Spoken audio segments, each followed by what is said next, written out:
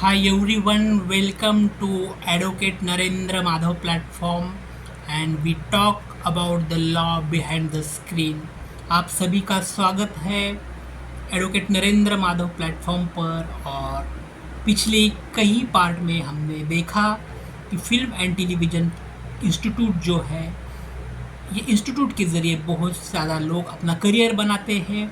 Film के ज़रिए बनाते हैं, मूवीज़ के ज़रिए बनाते हैं, टीवी सीरियल के ज़रिए बनाते हैं, म्यूजिक्स के, और बहुत ज़्यादा कंटेंट्स इनके सहित होते हैं, उनके ज़रिए भी बनाते हैं। तो उनके लिए ये जो लॉज बिहाइंड द स्क्रीन हम लेके आ रहे हैं ना, बहुत ज़्यादा इम्पोर्टेंट है।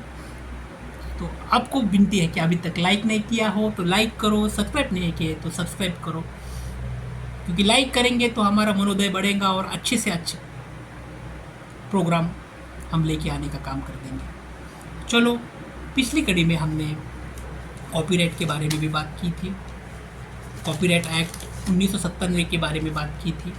साथ ही साथ जो केबल एंड टेलीविज़न आए हैं, तो केबल टेलीविज़न नेटवर्क का जो एक्ट 1995 आया है, उसके बारे में भी हमने बात की थी।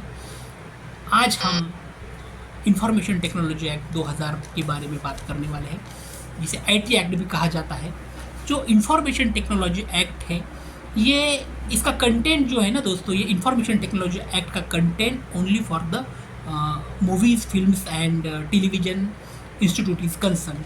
जो मूवीज़, फिल्म के ज़रिए जो भी सेवाएं देने का काम संस्थाएं करती है ना, उनके लिए ही आज इंफॉर्मेशन टेक्नोलॉजी एक्ट का जो पार्ट है वो हम बात करने वाले हैं। दोस्तों, इंफॉर्मेशन टेक्नोलॉजी एक्ट, जिसे आईटी एक्ट 2000 कहते हैं ना, उसका विस्तार बहुत बड़ा है। तो इंफॉर्मेशन टेक्नोलॉजी एक्ट का विस्तार बड़ा तो है, लेकिन उसे पूरे एक वीडियो के माध्यम से नहीं बच सकता कि एक वीडियो की पूरी इसकी जो पूरा पार्ट है एक वीडियो में कवर नहीं होगा। तो उसीलिए अलग अलग वीडियो बनाने का काम करेंगे और इंफॉर्मेशन एक्ट भी हम बनाने वाले हैं। मैंने पहले भी बता चुका हूँ कि जब भी हम साइबर लॉज लेके आने वाले हैं, तो साइबर लॉज की सीरीज़ में हम इंफॉर्मेशन टेक्नोलॉजी एक्ट को भी बहुत विस्तार से देखने वाले हैं। आज information technology act, IT act 2000 के बारे में, only for the films and movies and televisions की जो इंस्टीट्यूट है, जो इंस्टीट्यूट के तहत जो भी लोग इन्वॉल्व होते हैं, उनके लिए ये किस तरह से काम करता है, इसके बारे में ही बात करना है। This law governs digital streaming platform and online content की जो इंफॉर्मेशन टेक्नोलॉजी 2000 का एक्ट है, वो क्या गवर्न करता है? डिजिटल स्ट्रीमिंग प्लेटफॉर्म और ऑनलाइन कंटेंट को स्ट्रीमिंग क्रिएट करता है। देखो दोस्तों, अब OTT आया है, तो 2021 में जब भी कोविड का टाइम आया था, तो कोविड के समय, कोरोना के समय पूरा देश बंद हो चुका था, मूवीज़ का काम बंद हो चुका था, सिनेमा थिएटर बंद हो चुके थे। तो ऐसे में OTT क्रिएट होना बहुत ज़्यादा ज़रूरी था। OTT आया। OTT क्या है वो भी बात करेंगे। सबसे पहले हम जो इंफॉर्मेशन टेक्नोलॉजी 2000 है, उसका कंटेंट देखेंगे कि information technology act 2000, this law governs the digital streaming platform and online content.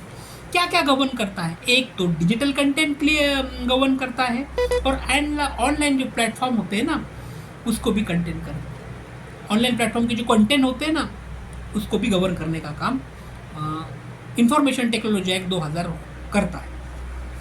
अब इंफॉर्मेशन टेक्नोलॉजी एक्ट के तहत it is important for platform like Netflix, Amazon prime video, Disney plus Hotstar. अब हम इनका तो कोई ऐड नहीं कर रहे हैं। जो भी इम्पोर्टेंट जो ऑनलाइन स्ट्रीमिंग के जो प्लेटफॉर्म है, उनका सिर्फ हम नाम ले रहे हैं कि इसके जरिए, इसका कोई ऐड करने का हमारा उद्देश्य तो है ही नहीं। जो भी है वो बता रहे हैं। हम ना किसी का ऐड करते हैं, ना हम किसी का पूरी तरह से विस्तार करते हैं। हम सिर्फ बताते हैं कि जो भी स्ट्रीमिंग ऑनलाइन प्लेटफॉर्म है, वो 2000 आईटी एक्ट के तहत ही बन चुका है। उसमें फिर OTT का अमेंडमेंट 2021 में हुआ, और it is important platform create किए गए। कौन से प्लेटफॉर्म क्रिएट किए गए जिसे ऑनलाइन देखने के लिए?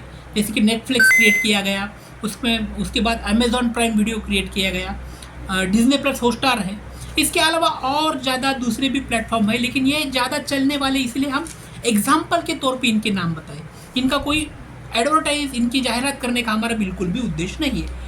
ये हमारा वीडियो का उद्देश्य है कि लोग जान चुके कि क्या है information technology act, only content for the film and television related actors, singers, directors is concern, उनके लिए इसका ज़रिया क्या है ये हम बात कर रहे हैं। अब तो जो रूल्स इन्फ्रेंच हुए हैं, रूल क्रिएट हो चुके हैं, तो रूल फ्रेम हो चुके हैं 2021 के अमेंडमेंट में। Rules frame under the include 2021 IT rules act which regulate OTT platform. अब इंफॉर्मेशन टेक्नोलॉजी एक्ट 2000 है, उसमें बहुत बार अमेंडमेंट भी हुई।